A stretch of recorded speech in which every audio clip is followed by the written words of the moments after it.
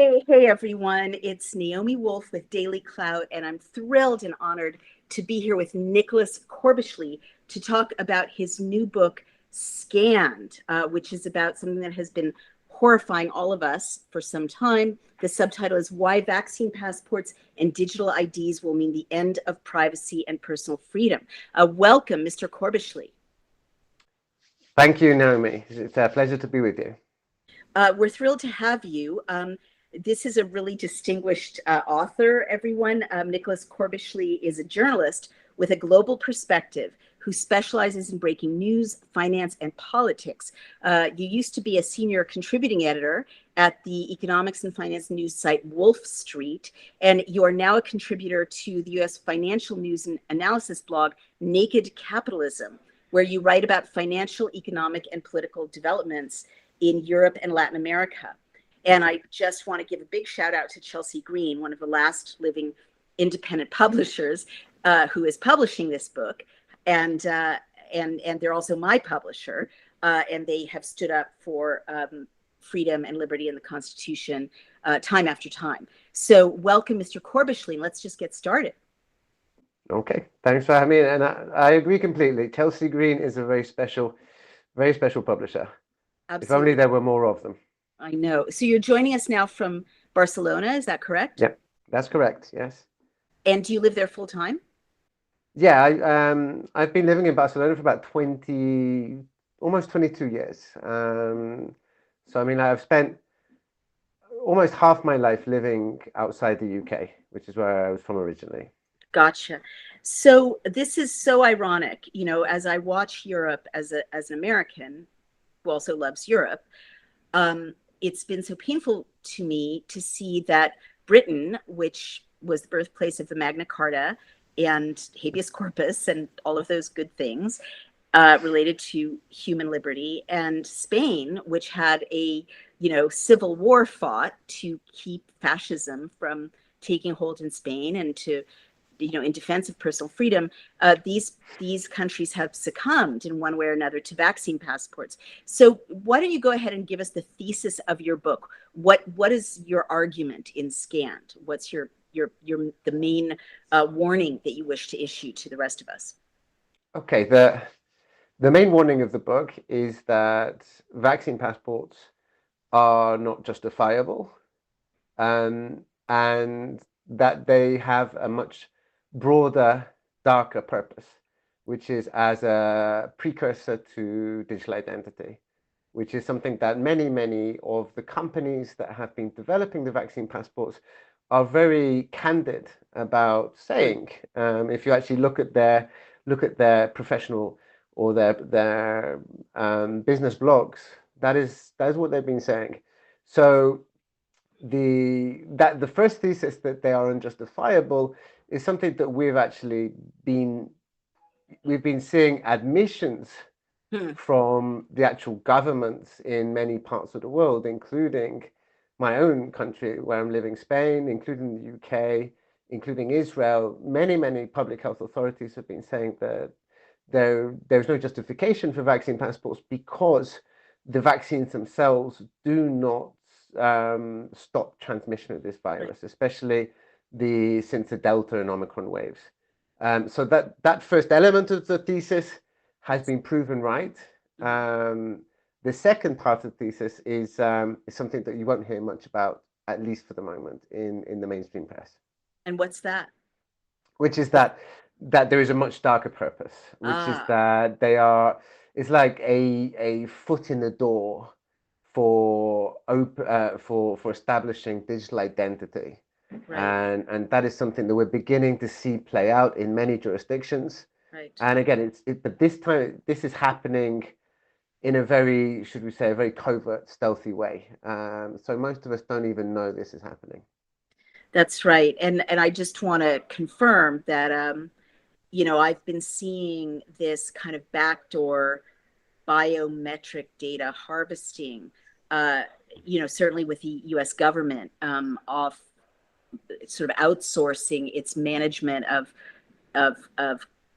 vaccine registries and even, COVID dashboards to third parties like Yeah. Microsoft, who have all kinds of conflicts. But, one of the things that I think is most important about your book is your explanation of how biometric data is the new kind of the new gold rush. So let's get to that. What's the there's an interesting chessboard right now, right, Mr. Corbishley, because we can note that British government and Spanish regions are abandoning vaccine passports, while at the same time, Austria is imposing mandatory vaccines with fines and potential jail time for noncompliance. And yet, the EU member states are gradually phasing out natural immunity in vaccine passport legislation. So it seems like some countries are going, okay, never mind. Others are, notably, one of the first countries that fell to Nazism, are saying, we're going to lock you up if you don't get vaccinated, if you don't comply with vaccine passports. To what do you attribute, these different reactions or the kind of advances and retreats on the European chessboard? I mean, since I wrote that article, which I think you're reading from, even those things have changed. So I mean, it's so the moving parts are moving so fast in all of this that it's really, really hard to keep up. So as an example, Austria has withdrawn, as far as I'm aware, the mandatory vaccination. I think that was about a week ago. That in itself was extremely interesting because it took a step back. It cancelled it. I think it was a day before they would have had to begin enforcing the exceptionally draconian rules. They essentially suspended the mandate, which I thought was really interesting. There seemed to be quite a lot of obstruction from the judicial branch, finally, after all this time. And I would also say that perhaps it had something to do with the growing signs of adverse events. So, I mean, in Germany, we had a very large insurance firm with, I think, almost 11 million policyholders saying that they were seeing exceptionally high levels of adverse events, far higher than what the official statistics that the German government had compiled were suggesting. Right. So, and we've seen similar cases in the US. So it didn't really surprise me hugely that Austria was taking a step back. Maybe they felt that they'd coerced enough people into taking the vaccine. I mean, you make the point, which is so important, that the vaccines, and I've been saying this for months and months and months, but you've proven it abundantly. The vaccines are a pretext, right, to create this digital ID system. And the Europe-wide digital ID system, as I understand, was planned, even before this pandemic. Is that not correct? Yeah, the vaccine passports were in gestation, should we say, as far back as 2018. Wow. So again, that's something that nobody, I mean, like this is something you just find the website where they were talking about this, and it was a plan between 2018 where they started it and 2022 when they wanted to have the whole system up and running. So I think they managed to bring it about a year early, you could say. Right. So creepy. So that being said, even if a lot of people have been vaccinated, but not everyone, a digital ID system is not yet going to function that well if it's connected to vaccines, right? So there has been kind of a crack in the demonic intention to use universal vaccination to introduce digital ID for everyone. Is that correct? Yeah, I mean, I think there's been there's been a flaw in the plan, which is that the vaccines themselves have not proven to be effective enough. That being said, I think that they've served two important purposes, which is one, to get the infrastructure up in the first place. Right. And, if you read what a lot of these companies, the developers are saying, like, this is a means to an end. So, I mean, like, I'll give you one example. So there's this Andrew Budd of iProve, which is a London-based company that sells facial recognition technology, and it helped develop the corona application for the UK government. And he says this is pretty important. The evolution of vaccine certificates will actually drive the whole field of digital identity in the future. So therefore, this is not just about COVID, this is about something even bigger. And you can see many of these quotes from representatives of many of these companies, whether European, whether American, talking about how this is a foot in the door. Right. The other thing I think the vaccine passports have done is to condition a very large number of people in the population to the idea of having to flash their mobile phone in order to access the most basic of services and amenities and venues. And one of the things that probably most disturbed me is how willing most people were to accept that. And in Spain, it's interesting. Every country has its differences. So in Spain, country that had a very high vaccination rate didn't really need vaccine passports, but they put them out in, I think, for domestic applications in December, and most people did not really use them. So most bars, most restaurants, most small businesses were not asking their punters to show their vaccine passports. But obviously, when you go to a large cinema or when you go to the gym, it becomes more widespread use. So, I mean, I think that if you went to Germany, you would find a very different story. Cultural differences are important here. Wow. So, and also when you swipe your phone, doesn't the QR code geolocate you? Isn't that a risk of these vaccine passports? Yeah, I mean, I think that you are leaving certainly some degree of data trail. And again, like you said, the third party element to this is very important. So, I mean, all of these vaccine certificates are being developed by third party companies. And there are serious questions about, how much data they are collecting, what they're doing with that data. This was certainly the case with some of the companies that were developing the Corona app in the UK, the NHS app. I mean, like, the larger this grows, the bigger the questions must become. Right. Especially when you've got companies like Microsoft involved, as you say. I mean, these are companies that have not exactly covered themselves in glory when it comes to respecting the data of their customers. Right. And this is something I think people really need to understand. When you have medical records, for instance, or credit records, or any other personal property ownership records, those are private. If the government is holding them, those are confidential. The minute the government contracts with, I mean, let me just give you an example, which is stunning. The US government just contracted with Facebook for something called ID.me, which is Facebook verifying your identity so you can get to the IRS to pay your taxes, right?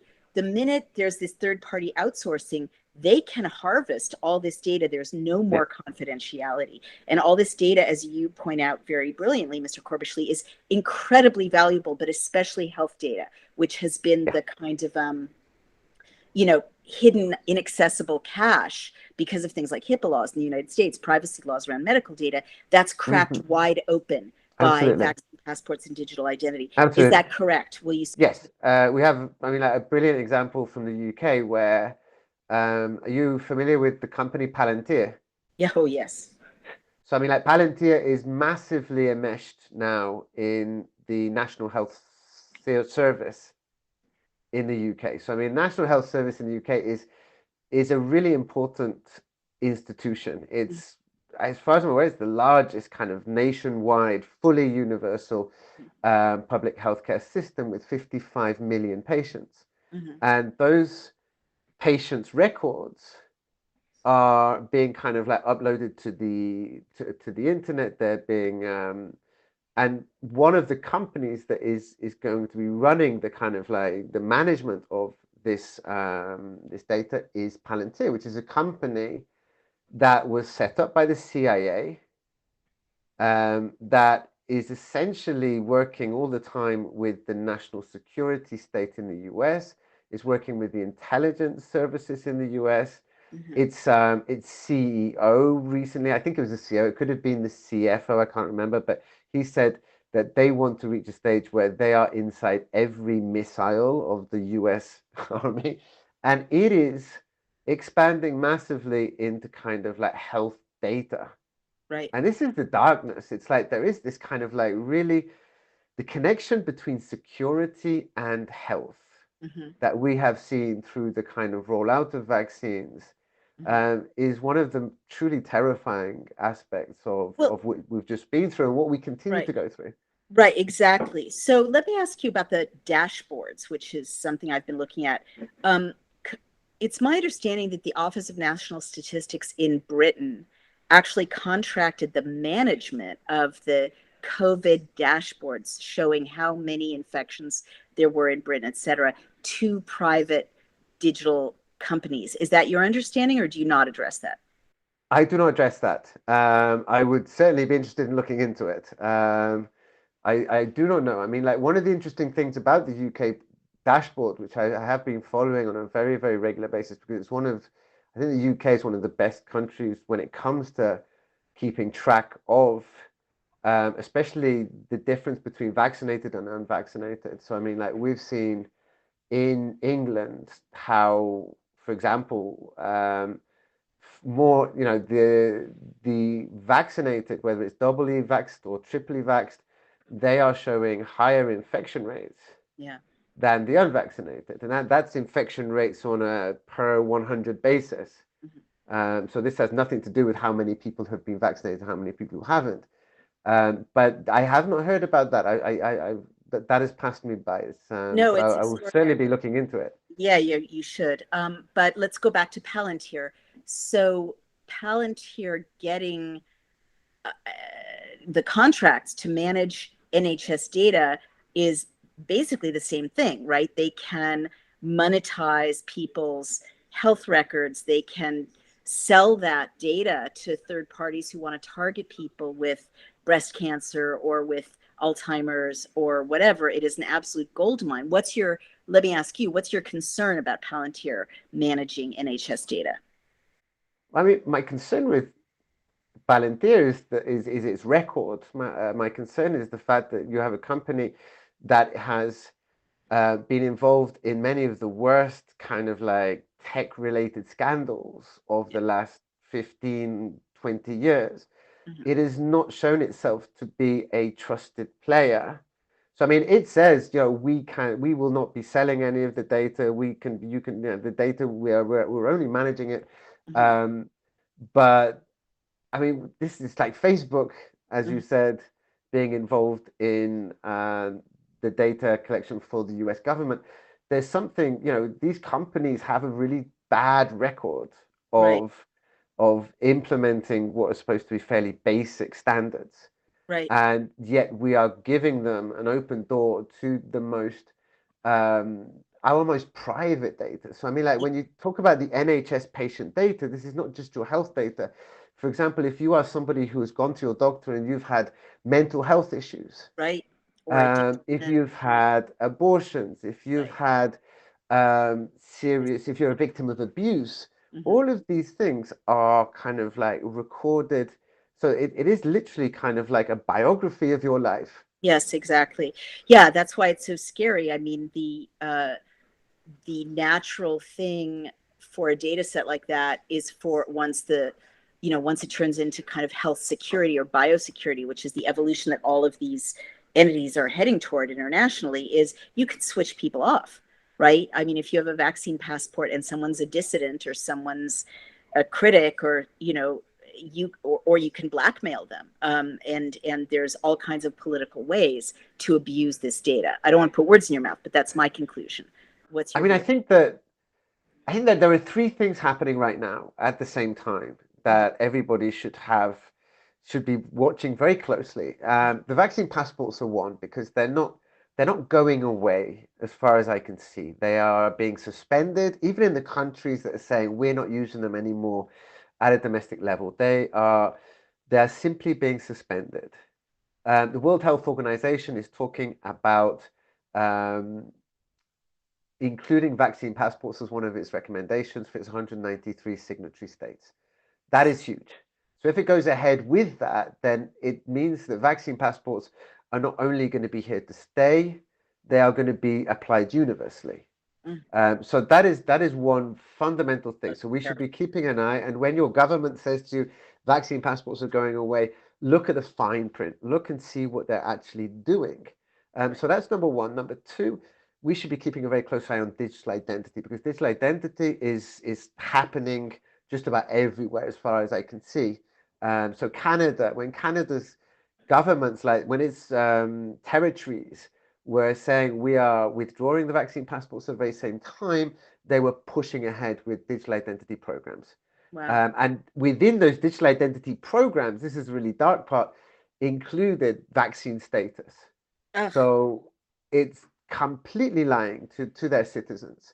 So digital identity is an absolute fundamental. That is one of the two main goals of this. The second goal, which is the third point, that people should be very closely watching, is central bank digital currencies. Because that is happening. I just wrote an article today about this. That is happening all over the planet. We have more than 100 countries exploring the possibility of launching central bank digital currencies, which my guess will happen in the next 1 to 2 years. And this will absolutely transform the way we use money, the way we save money, the way we spend money, the way our governments are able to take money from us, the way central banks are able to extract interest from us. I mean, it's absolutely revolutionary. This is, and it's something that is really important, because in the Financial Times last year, there was an article which came out which essentially said, look, with central bank digital currencies, which are being rolled out literally everywhere, they will not be possible without digital identity. Gotcha. So these two things go absolutely hand in hand. Yeah. So I mean, like it's about trying to keep an eye. There should be a discussion. This should be at the Parliament level, at the Congress level, at the Senate level of every nation, because this is about totally revolutionizing the way our governments work. It's about revolutionizing the way we exist. And it should also be taking place at the dinner table. Families should be talking about this. Families should be aware it is happening. There's a good reason why they are not, because it's not in the interest of those who are pushing this ahead. Right. Well, this brings me to, so totally terrifying. This brings me to the next question. What are the massive profits generated by this? What's the financial incentives? What are the financial incentives behind the vaccines and vaccine passports? And how does that clash with the public health interests of the general population? Well, I mean, like, we only need to see what Pfizer has created the most profitable drug on planet Earth. So when you have a medicine that is obligatory, more or less, mandatory, you have guaranteed profits. And when you have the booster system set up, then you have, this is just a constantly, you're rolling over profits at the moment it's let's say every 6 months, every 4 to 6 months, depending on where you are. In France right now, you're supposed to be taking the third booster 4 months after your second jab. And the staggering thing about this is that we already know, we have some of the most important health regulators, including the European Medicines Agency, and I think also including the World Health Organization, warning that using these vaccines too much will have negative effects on our immune system. They will compromise the ability of our immune system to protect us. I find it really hard to understand how the interests of a few pharmaceutical companies can trump the interests of so many other, you could even say so many other companies. But I think what is interesting right now, as I alluded to before, the this clash between life insurance firms Mm. and pharmaceuticals. Now, Hmm. this is where things get interesting, because if life insurance firms suddenly realize that they're going to have to end up holding the bag in many ways Yes. and shouldering the brunt of the cost of the harm caused by these vaccines, Hmm. then you're going to see some very, it's like, I don't know, it's like Godzilla taking on King Kong or something. This is Right. a major battle between two very important forces. Absolutely. Thank you for explaining that. So I've got to ask, who's the they? Like, it's been so stunning to see this rolled out in lockstep, the same goals all over the world. Now, digital banking being rolled out, as you say, in 100 countries simultaneously. Who's behind this? Who's above the nation state? Who's making these decisions? Who's writing the script? I think there are so many different contenders for that, and there are so many different organizations that are pushing this agenda along. So, I mean, one obvious candidate is the World Economic Forum, which is represents the interests of the 600 or 700 of the most powerful companies on planet Earth, most of them in Europe and the United States, but some of them in China, some of them in Russia, some of them in India. Hmm. Um, and this organization has been absolutely involved in the rollout of digital identity. It's been pushing for this for the last 5 to 6 years. Hmm. It's also been pushing for for digital currencies, Hmm. and also for vaccine passports. So I mean, like its fingerprints are all over this, Hmm. and we are now beginning to see finally attention being paid to how this organization has infiltrated our own governments. Hmm. So I mean, like the fact that its founder Klaus Schwab said in 2017 at an event at the Harvard Kennedy School of Governance, he openly admitted, he bragged about the fact that they had penetrated cabinets of governments Hmm. all over the world. And he said, in Canada, they at least half of the cabinet, of the Trudeau cabinet, had been graduates of the Young Global Leaders Program, the World Economic Forum organizes. I mean, this is an organization that calls itself the Public-Private Organization, the International Public-Private Partnership Organization. So I mean, like its job is to broker very juicy contracts between government and corporations, and it's been doing this since the 1970s. Right, right. So I mean, So, that is one very clear, um, what should we say, a very clear player in this.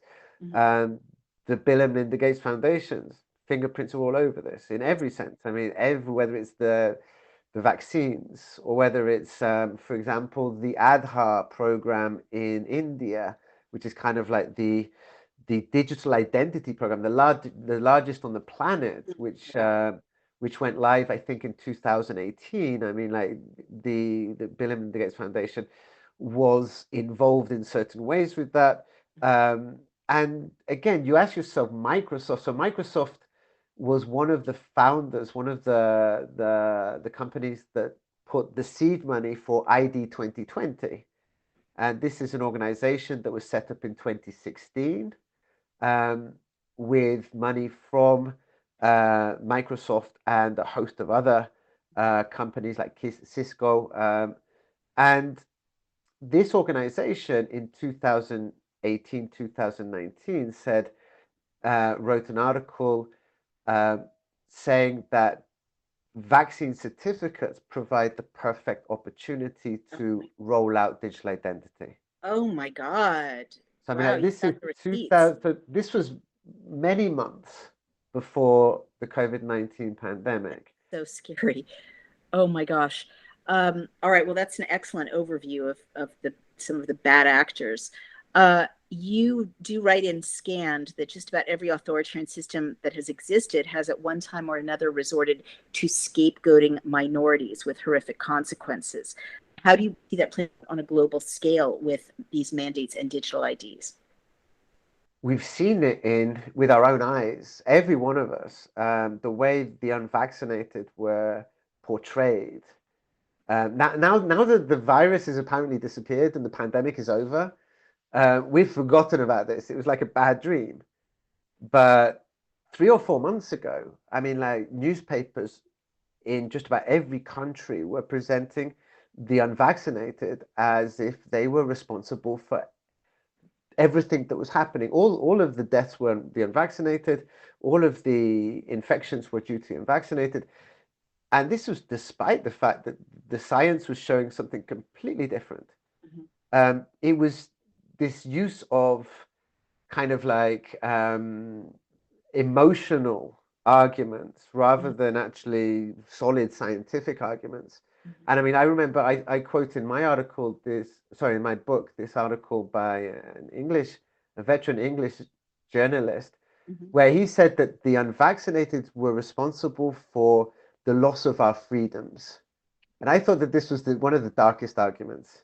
Wow. Because if there's one thing you can say about the unvaccinated, in my view, I mean, like everybody has their reasons to choose not to get vaccinated. But I think that in the case of quite a few people, it was out of fear of the kind of draconian legislation that was being used. Right. So I mean, I think that the unvaccinated were it was like almost the opposite of what he was saying. The unvaccinated were the last pillar. They were the final line of defense against. If everybody had said, okay, let's go along with this, 100% of people had got vaccinated. Number one, we would have no control group in society, right. which is extremely scary because if we do start seeing in the next 2, 3, 4, 5 years serious long-term effects, side effects from these vaccines, then if we are in societies where with at least 20% of adults are unvaccinated, we have a control group. Yes. And that is the last thing that many pharmaceutical companies that develop these vaccines actually want. Yes.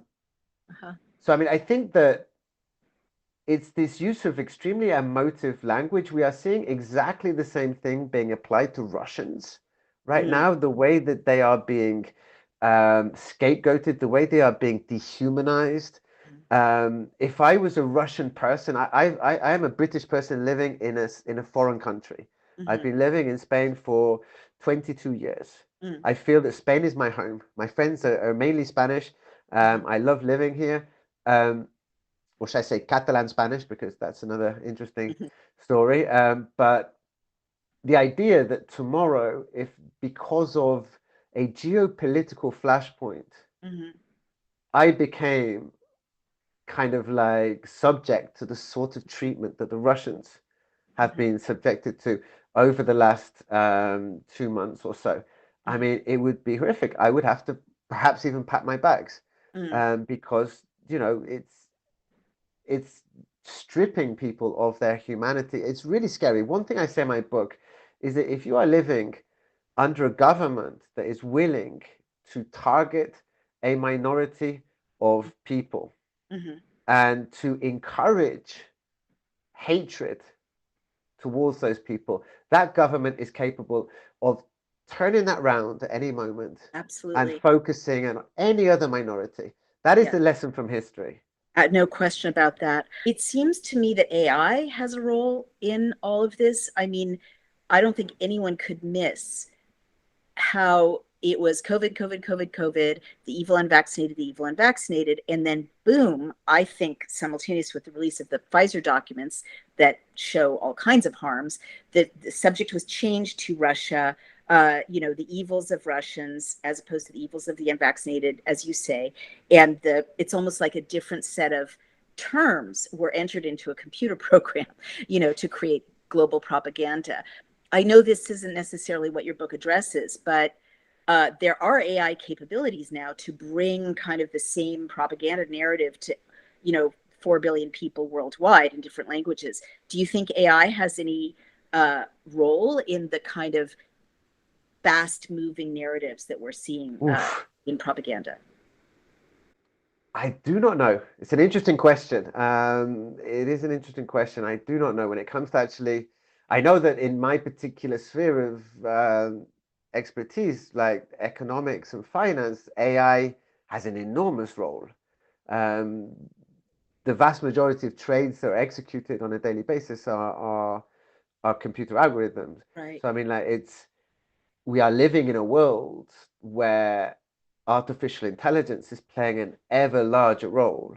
Mm. And for example, with these, I mean, one of the darkest elements of a world where digital identity decides just about everything Mm. or has such a large role in our lives is that the decisions that are made are all algorithm based. Right. Exactly. So I mean There's like, no that is a terrifying thing. So all it needs is one little mistake right. Exactly. or a bias, and there Yes. are loads of biases in these algorithms. So I mean, like for example, they've shown that in the facial recognition systems, if you're black, you're much more likely to be wrongly recognized. Oh God. Significant. There's it's like we're talking about differences of 5 to 10 fold. Oh my goodness. And this came out in a magazine, an article in Mm. Wired.com, I think, in 2019. So I mean, like, there's serious questions. I mean, one thing that I say to people who are completely on board with all of this, I say to them, look, have you ever read Kafka? I mean, because mistakes Yeah. are made all the time. Yeah. So Exactly. you can toe the line, you can do everything you're supposed to be told, you're being told to do, and just because of one human error or an algorithmic bias, you suddenly find that you are unvaccinated Yes. Ex- and you can't move. right. And Exactly. try good luck trying to get that changed because you're going to be talking to algorithms, you're going to be talking to machines on Exactly. telephones. Exactly right.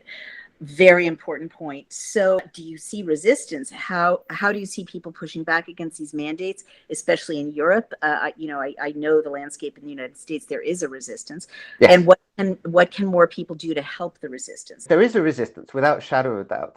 Like I said, if there wasn't a resistance, 100% of everybody would have been vaccinated. Mm. So, I mean, there is a resistance.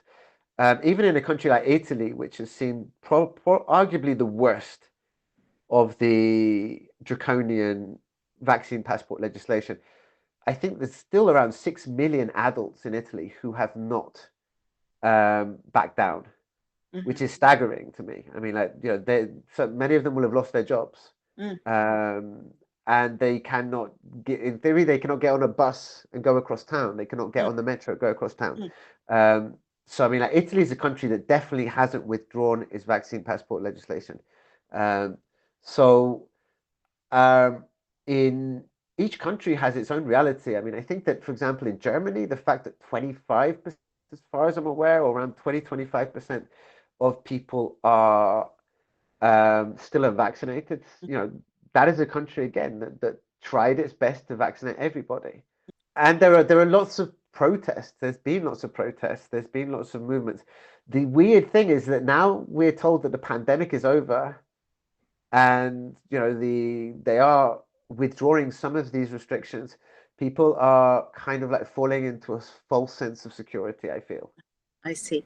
Well, I want to push that a little bit further because yes, people being unvaccinated in a even a draconian context is a sign of personal resistance. And yes, protests are a sign of kind of civic resistance. Yes. But until people legislate to make this kind of effort and these emergency measures and restrictions unlawful, they can just Yes. surface again with the next Yes. pandemic. So I would completely agree. what structural changes are people in Europe making so that this can never happen again? At the moment, as far as I'm aware, little. I mean, like in Europe, one of the scariest things about Europe is that the judiciary was absent without leave throughout most of this. Mm. So I mean, like there were only 2 or 3 cases where national governments actually, sorry, where national courts stood up and said this is wrong, and Mm. that was in Spain and Belgium. Mm. And in both of those cases, um, the rulings were overturned within 3 or 4 weeks. So I mean, like God. It's really hard. Europe is a really hard place to see much in the way of kind of like resistance coming from within the system, because so much of the sovereignty that countries have has kind of like been passed to Brussels. Well, you make a very important point. That was my next follow-up question. The EU, a lot of people, when I was living in Britain, off and on for the last 20 years, it seemed like a lot of people in Britain and even in Europe did not understand what was happening to their sovereignty. A lot Yeah, of people believed that the European Union was a meta democracy. But what I had explained to me by a member of the European Parliament in Portugal was that, in fact, it isn't a meta democracy, and that it transferred decision making from the nation state to what he said were 60 unelected diplomats in Brussels. So it's almost like people in Europe had lost civic habits and the ability to affect outcomes at the level of a nation state. Is that your understanding? Is that accurate or is that inaccurate? I would say that is largely accurate. It is largely accurate. That said, I mean, like the UK has left the European Union, Mm-hmm. so you would hope that it would be in a position um, to take more independent actions. But it's still, I mean, like, it's a member of the World Health Organization, though, Right. I guess and what I mean is if the people of Italy were to say to their parliamentarians, get rid of this, and the parliamentarians of Italy were to get rid of these mandates, get rid of digital ID, is that the end of the story, or can Brussels overrule them? I mean, Brussels can take action. I mean, the the fact for me that Italy is the country that has used vaccine passports um, more aggressively and more widely than almost any other country. Um, I think that is a reflection of the fact that Italy has been a country that's been very hard to govern throughout its history, and it's an economy that is too big to fail. Mm-hmm. So it has too much debt on its books. It's like 100 and it's about 160% Mm-hmm. debt to GDP, which is absolutely huge. Mm-hmm. And at the same time, it a few years ago, it was being governed by an alliance of two populist parties. So La Liga on the right, and you had the Five Star Movement on the left. That was not that did not go down well in Brussels, should we Let say? me ask, I'm just literally asking, what is the status of nation state democracies in Europe now? It sounds like they don't Well, really have a say I anymore. would argue that the every time there's a big crisis in Europe, the European Union expands its powers. Hmm. And it's very, very effective at doing this. And if you were to actually look at one of the most important things that has happened in the European Union since the pandemic began, that is getting zero attention. It is the fact that the European Union is now able to issue its own debt in very Wow. large quantities. So I mean, like Wow. this is something it is doing. It was So able they to can do for the bankrupt Europe if they want to. I don't know whether, I mean, like, I wouldn't be looking at it that way. What I would be saying is if you were to define what a country is, Mm-hmm. then one of the most important Right. things is the ability to issue your own debt. Right. And this was something that the European Union could do on a tiny, tiny level Right. until the pandemic. Right. And since the pandemic, it has been able to issue very large amounts of debt, Right. not enough to compete with the actual large economies in Europe.